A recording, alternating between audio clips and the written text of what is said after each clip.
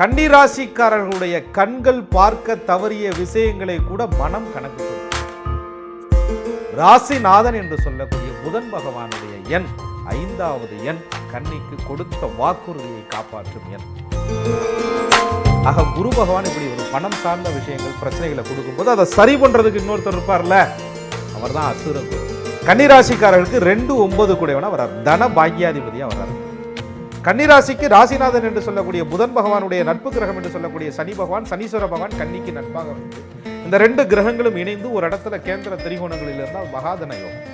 அப்ப லக்னத்திற்கும் அது சிறப்பாக இருந்தால் பெரிய ராசி. பண வசதி செல்வம் செழிக்கிறதுக்கு எந்த எண்ணம் சொல்லலாம்?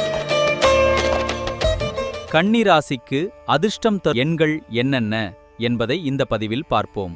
வணக்கம் சார். வணக்கம். குரு வாழ்க, குருவே துணை.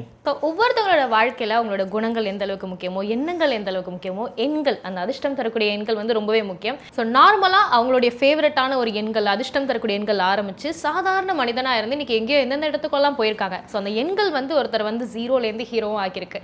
ஸோ அப்படி எண்கள் பற்றின டாபிக் தான் நம்ம பார்த்துட்டு இருக்கோம். மேஷம்லேருந்து மீனம் வரைக்குமே ஒவ்வொரு 12 ராசிக்குமே அதிர்ஷ்டம் தரக்கூடிய எண்கள். நம்ம ஆல்ரெடி நம்மளுடைய வீடியோஸ்ல எல்லாத்துலேயுமே அதிர்ஷ்டம் தரக்கூடிய நிறங்கள் பார்த்துருக்கோம், அதிர்ஷ்டம் தரக்கூடிய கிழமைகள் பார்த்துருக்கோம். ஸோ அந்த வரிசையில் கன்னி ராசிக்கு அதிர்ஷ்டம் தரக்கூடிய எண்கள் என்னவா இருக்க போதுன்னு பார்க்க போறோம். அதுக்கு முன்னாடி கன்னி ராசியை பற்றிய ஒரு சில சிறப்பு அம்சங்கள்.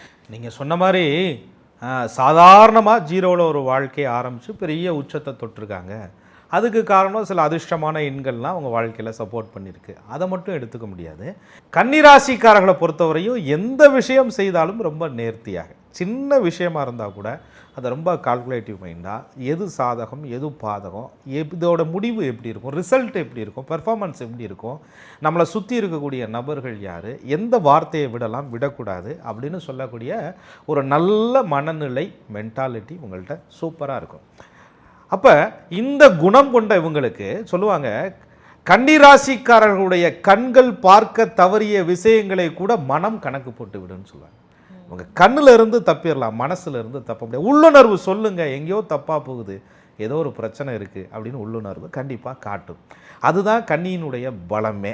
ஆக இந்த பலத்தோடு இன்னும் கொஞ்சம் அதிர்ஷ்டமும் சேருது, வெற்றி டபுள் மடங்கு ஆகிடுது. அப்போ நீங்கள் சொன்ன மாதிரி இந்த இயற்கையிலேயே கன்னிட்ட எப்படி ஒரு பலம் இருக்கிறதுனால அதிர்ஷ்டமான நிறம், அதிர்ஷ்டமான கிழமை, அதிர்ஷ்டமான தேதிகளையும் சேர்க்கும் பொழுது வாழ்க்கைங்கிறது அது இஷ்டத்துக்கு அதிர்ஷ்டமாகவே கண்டிப்பாக மாறுது. கன்னிராசிக்காரங்களுக்கு அதிர்ஷ்டம் தரக்கூடிய எண்கள்ல முதன்மையான எண், இந்த எண்ணை நீங்கள் தைரியமாக பயன்படுத்தலாங்க அப்படின்னா எந்த எண், எந்த தேதி? கன்னிராசிக்கு ராசிநாதன் என்று சொல்லக்கூடிய ஒரு புதன் பகவான், அவரே 10 தொழில் ஜீவன ஸ்தானாதிபதி. தொழில் நல்லா இருந்தால் தானே நல்ல வசதி வாய்ப்புகள், நல்ல சூழல்கள், நிம்மதி இவங்களுக்குலாம் அமையும். பெரும்பான்மையாக கன்னிராசிக்காரங்க வேலை இல்லைன்னா அவங்க வந்து ரொம்ப மைண்டு டிப்ரெஷன் ஆகிடுவாங்க. ஏதோ ஒரு வேலை இருக்கணும், ஒரு தொழில் நடந்துக்கிட்டே இருக்கணும், பண வருமானம் ஒரு சீராக இருந்துகிட்டு இருக்கணும் அப்படிங்கிற நினைக்கிற ஒரு குணாதிசயங்கள் அவங்கள்ட்ட அதிகமாக இருக்கும். அதே மாதிரி ஒரு வாக்குறுதி கொடுத்தா அதை 100% நிறைவேற்றணும். ஒரு டைமுக்கு வரேன்னு சொன்னால் அந்த டைமுக்கு வரணும், பஞ்சுவாலிட்டியை மெயின்டைன் பண்ணணும். நமக்கு ஒருத்தர் வாக்குறுதி கொடுத்துருக்காங்கன்னா கரெக்டாக இருக்கணும், ₹1 இருந்தாலும் கணக்காக இருக்கணும் அப்படின்னு நினைக்கக்கூடிய ஒரு கணக்கு பார்க்கக்கூடிய ஒரு ராசி தான்.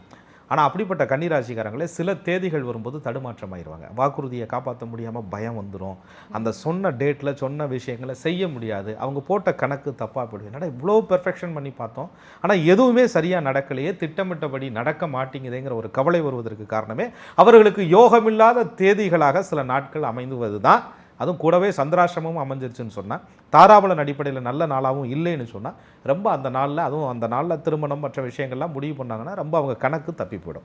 அப்போ கன்னியினுடைய கணக்கு தப்பாமல் இருக்கணும், அந்த காரியங்கள் துல்லியமாக நடக்கணும், அவங்க திட்டமிட்டது கரெக்டாக நடக்கணும், அவங்க கொடுத்த வாக்குறுதி சரியாக நடக்கணும், அவங்கள்ட்ட இன்னொருத்தர் கொடுத்த வாக்குறுதி சரியாக நிறைவேறணும், வேலை நல்லா இருக்கணும், தொழில் நல்லா இருக்கணும் அப்படின்னு சொன்னால், ராசிநாதன் என்று சொல்லக்கூடிய புதன் பகவானுடைய எண் 5வது எண் கன்னிக்கு கொடுத்த வாக்குறுதியை காப்பாற்றும் எண், நல்ல மன மகிழ்ச்சியை கொடுக்கக்கூடிய எண். கன்னிராசிக்காரங்களுக்கு அந்த அதிர்ஷ்டம் தரக்கூடிய எண்ணில் வந்து முதன்மையான எண்ணா 5ன்னு சொல்லியிருக்கீங்க சார். இப்போ 5னா அதோடைய கூட்டு எண்களாக இருக்கக்கூடிய அந்த 5, 14, 23 இது எல்லாத்தையுமே நம்ம எடுத்துக்கலாம்ல சார்? கண்டிப்பாக. அதாவது கூட்டு எண்கள்னு சொல்கிறது சில தேதிகளுக்குள்ளே அடைபட்டு போயிடும்.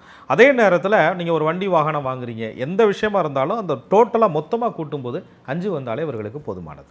கன்னிராசிக்காரங்க அந்த ஏதோ ஒரு ஒர்க்கில் இருப்பாங்க, அந்த தொழில் சார்ந்தது இருப்பாங்கன்னு சொன்னீங்க. தொழில்னாலே அடுத்த கட்டம் வந்து அந்த பண வசதி பெறுகிறது, செல்வம் வந்து செழிக்கிறது.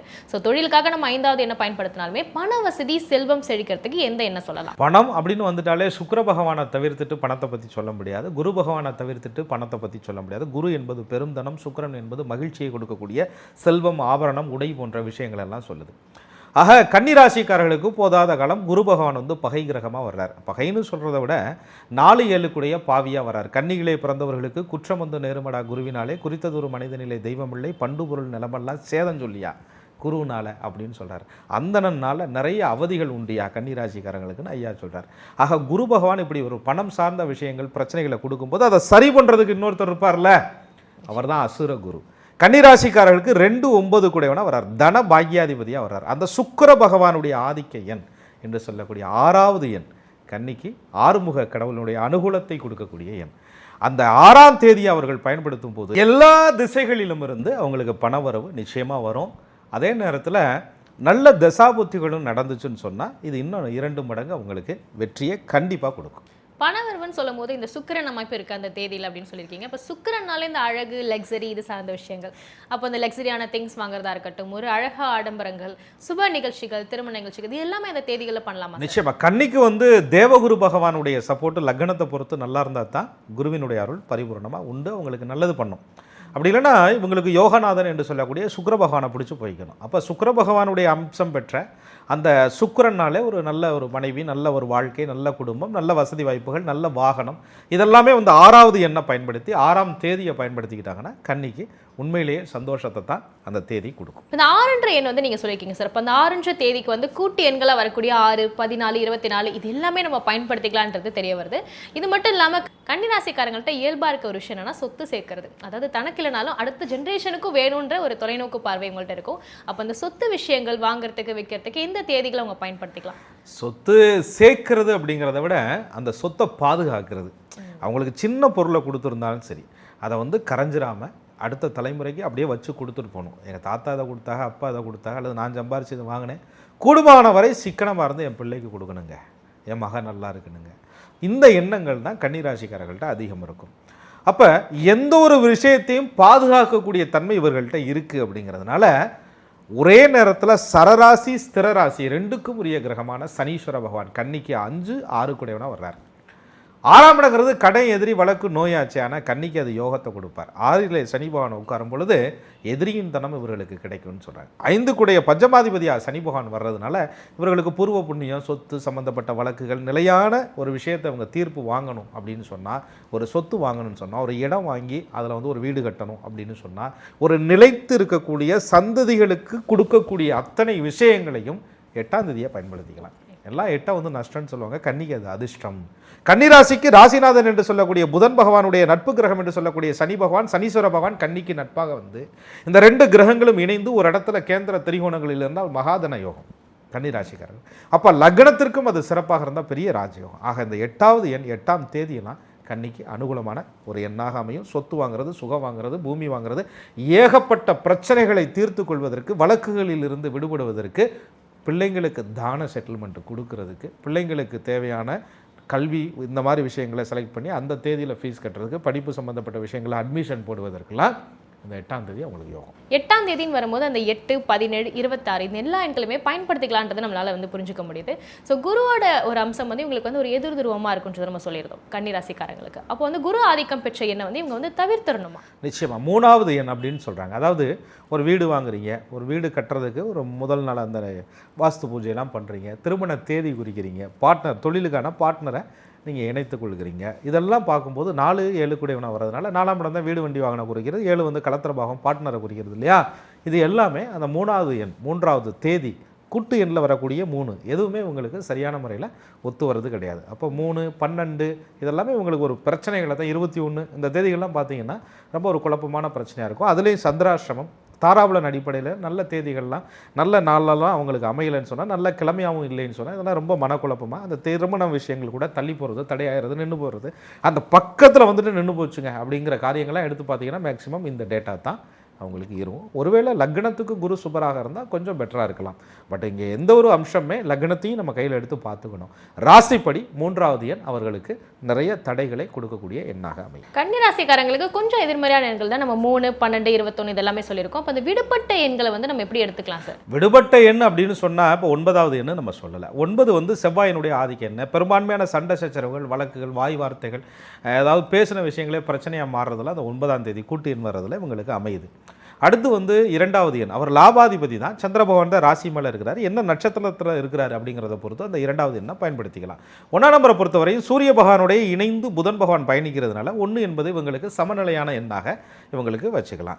ராகு கேதுவினுடைய ஆதிக்க எண் அப்படின்னு சொல்லும்போது ராகு பகவானுடைய எண் வந்து 4, கேது பகவானுடைய எண் வந்து 7.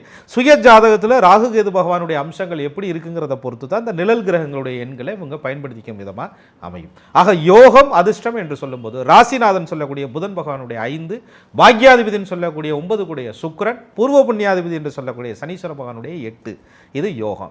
பாதகம் என்று சொல்லும்போது குரு பகவானுடைய எண்ணுன்னு சொல்லக்கூடிய 3, அட்டமாதிபதினு சொல்லக்கூடிய செவ்வாயினுடைய எண் என்பது 9, விரையாதிபதி என்று சொல்லக்கூடிய சூரிய பகவானுடைய எண்ண சமநிலையாகவும் சந்திரனை சுய ஜாதக நட்சத்திர அமைப்பை பொறுத்தும் ராகு கேதுகளுடைய நிலையை பொறுத்தும் 4 ஏழை கன்னிராசிக்காரங்க பயன்படுத்திக்கலாம். ஸோ இன்னைக்கு நம்மளோட பகுதியில் கன்னிராசிக்காரங்களுக்கு அதிர்ஷ்டம் தரக்கூடிய எண்கள் வந்து பார்த்தோம். ஸோ ஒரு சில எண்கள் வந்து கொஞ்சம் எதிர்மறையான எண்கள்லாம் பார்த்தோம். ஸோ எந்தெந்த தேதிகளில் எதை பண்ணணுன்றதை பார்த்து பண்ணோம்னா இன்னும் அவங்க லைஃப்பில் நடக்கிற எல்லா விஷயமே ரொம்ப சிறப்பாக அமையுன்றதுல எந்த ஒரு சந்தேகமே கிடையாது. ஸோ அடுத்ததாக துலாம் ராசிக்காரங்களுக்கு அதிர்ஷ்டம் தரக்கூடிய எண்களை நம்ம சந்திக்கலாம். நன்றி சார். நன்றி. குரு வாழ்க, குருவே துணை.